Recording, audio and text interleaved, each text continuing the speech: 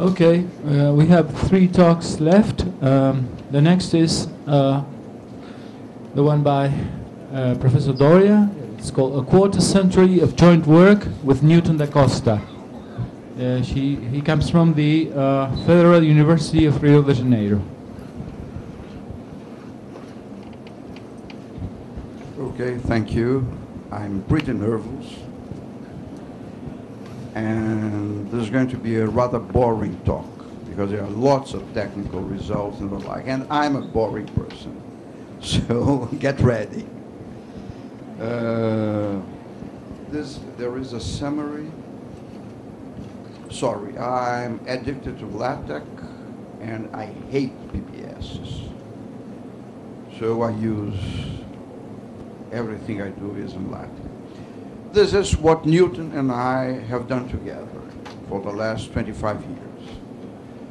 First of all, we explored we axiomatized general relativity in the Einsteinian version and applied forcing techniques to see where we could go. There was a few interesting results, but the more interesting results will appear at the end of this talk and have nothing to do with meta mathematics. They are just physics or mathematical physics.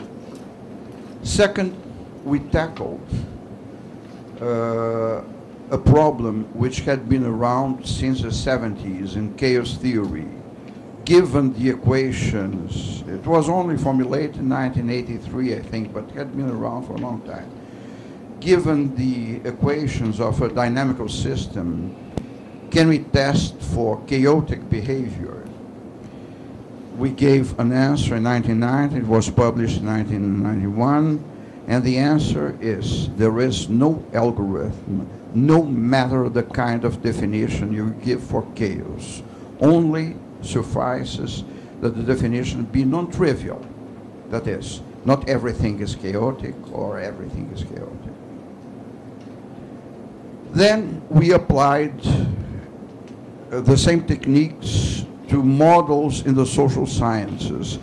This was a work done with Tsuji, and Tsuji mentioned it here in passing. I'm going to discuss a few things about it.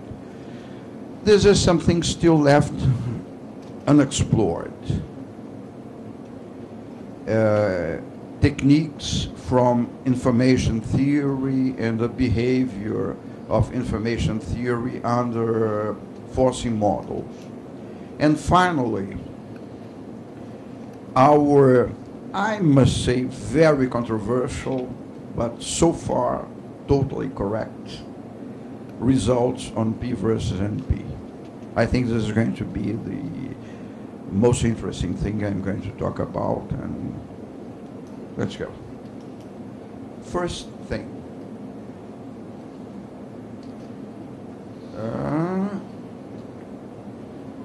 The central result that led to the negative answer of the decision problem for chaotic systems was the construction of something if we had been asked to do it before we noticed what was going on, what we had obtained, we would have given up as something impossible.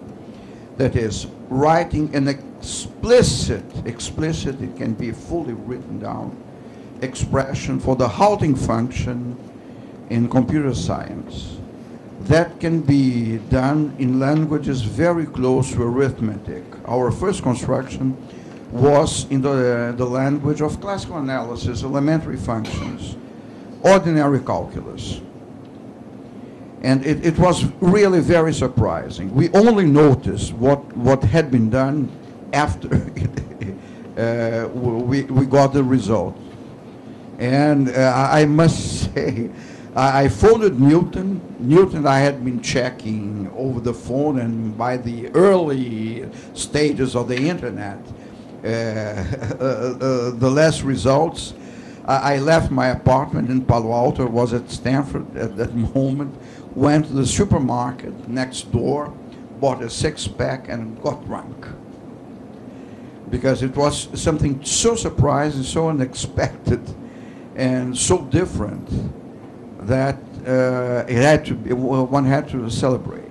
Let me give you an idea of the way we behave. First, we axiomatize everything within a theory S, which is strong enough to contain recursive function theory.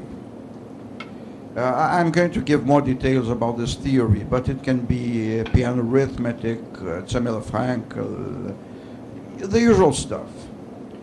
Then we use the solution of Hilbert's 10th problem to represent the world of Turing machines into this theory, into arithmetic. And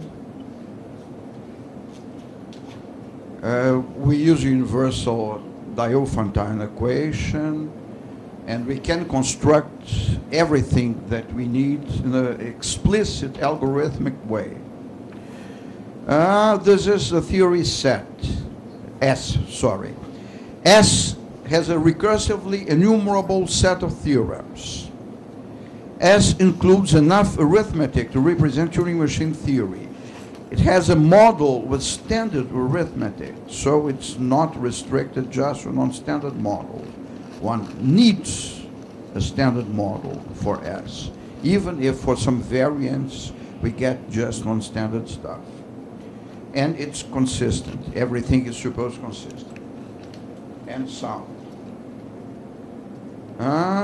Let me show you the everybody knows what's a halting problem. There is no general algorithm to settle arbitrary instances of the halting problem for Turing machines.